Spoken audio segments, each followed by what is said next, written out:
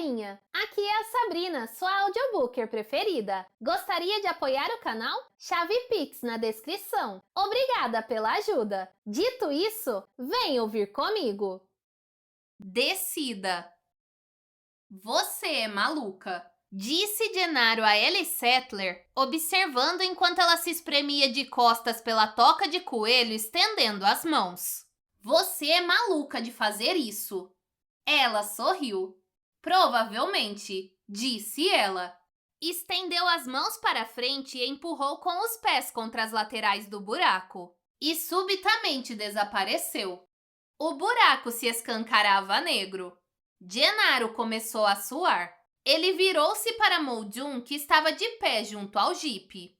Não vou fazer isso, disse ele. Vai sim. Não posso fazer isso. Não posso. Eles estão esperando por você, respondeu Moljum. Precisa ir. Só Deus sabe o que tem lá embaixo, disse Gennaro. Estou dizendo, não posso fazer isso. Você precisa. Gennaro deu-lhe as costas. Olhou para o buraco, olhou para Moljum. Não posso. Você não pode me obrigar.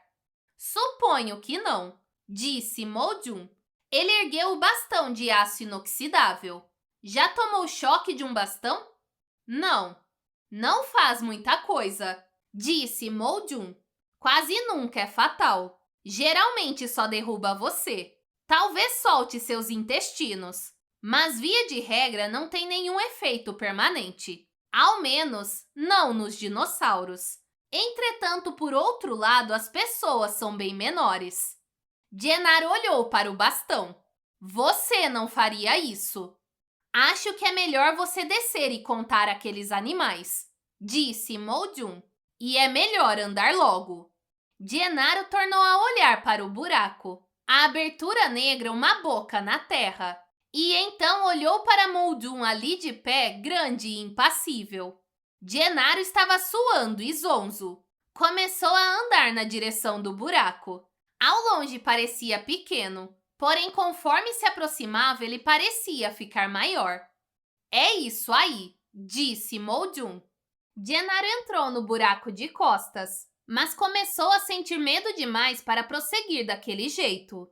A ideia de enfrentar o desconhecido de costas o enchia de terror. Portanto, no último instante, ele se virou e entrou de cabeça no buraco, estendendo seus braços adiante, chutando com os pés. Porque pelo menos poderia ver para onde ia.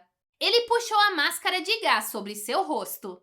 E ele logo estava deslizando adiante, escorregando para dentro da escuridão, vendo as paredes de terra desaparecerem na escuridão à sua frente. E então as paredes se tornaram mais estreitas. Muito mais estreitas. Assustadoramente estreitas. Ele estava perdido na dor de uma forte compressão que ia se tornando cada vez pior, que esmagava o ar para fora de seus pulmões. E só ficou vagamente ciente de que o túnel se curvava um pouco para cima ao longo do caminho, mudando seu corpo, fazendo com que ele ficasse ofegante e visse pontos negros diante dos olhos. A dor era extrema.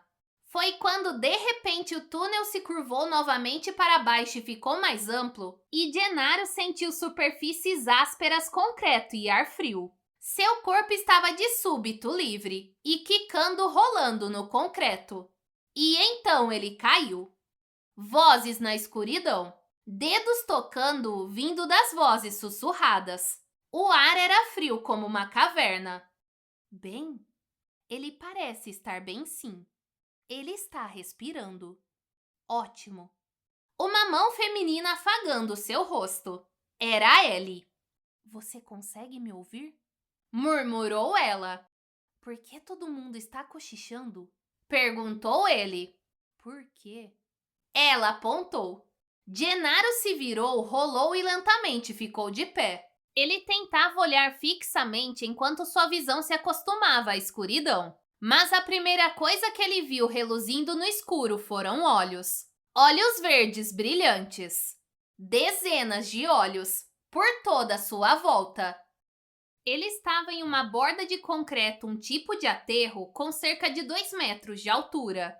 Grandes caixas metálicas ofereciam um esconderijo improvisado, protegendo-os da vista dos dois velociraptores adultos que se encontravam diretamente à frente deles, a menos de 1,5 metros. Os animais eram verde escuros com listras amarronzadas como tigres. Estavam de pé, equilibrados sobre as caudas rígidas e esticadas. Faziam absoluto silêncio, olhando atentamente ao redor com grandes olhos escuros. Aos pés dos adultos, velociraptores bebês corriam e piavam. Mais para trás na escuridão, jovens brincavam e rolavam dando rosnados curtos. Gennaro não ousava respirar. 2 raptores. Agachado na borda, ele estava apenas 30 ou 50 centímetros acima da cabeça dos animais. Os raptores estavam ansiosos, suas cabeças subindo e descendo nervosamente. De tempos em tempos, eles resfolegavam impacientes. Em seguida, se afastaram, retornando para o grupo principal. Gennaro podia ver que estavam em algum tipo de estrutura subterrânea imensa, mas artificial. Havia junções de concreto derramado e as protuberâncias de vergas de aço espetadas. E dentro desse vasto espaço que ecoava havia muitos animais. Gennaro acreditava que pelo menos 30 raptores. Talvez mais. É uma colônia, Murmurou Grant. 4 ou 6 adultos. O resto, jovens e bebês. Ao menos 2 ninhadas. Uma no ano passado, outra esse ano. Esses bebês parecem ter cerca de 4 meses. Provavelmente eclodiram em abril. Um dos bebês curiosos subiu na borda e veio até eles, guinchando. Estava agora a apenas 3 metros de distância. Ah, meu Deus! Disse Gennaro. Contudo, imediatamente um dos adultos se adiantou. Ergueu a cabeça e com gentileza empurrou o bebê para voltar. O bebê piou em protesto. Depois pulou, ficando de pé sobre o focinho do adulto. O adulto se movimentou devagar, permitindo ao bebê subir sobre sua cabeça, descer pelo pescoço e ir até suas costas. Desse ponto protegido, o bebê se virou e piou barulhentamente para os 3 intrusos.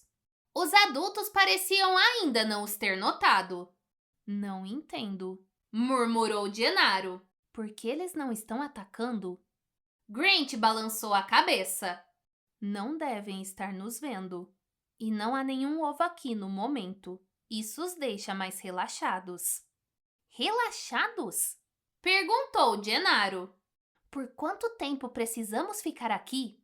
Tempo suficiente para fazer a contagem. Respondeu Grant.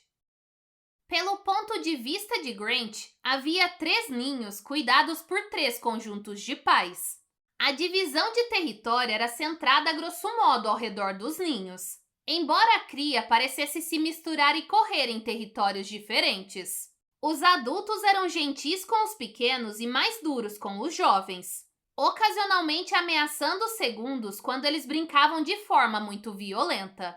Naquele momento, um raptor jovem veio até ela e esfregou a cabeça contra a perna dela.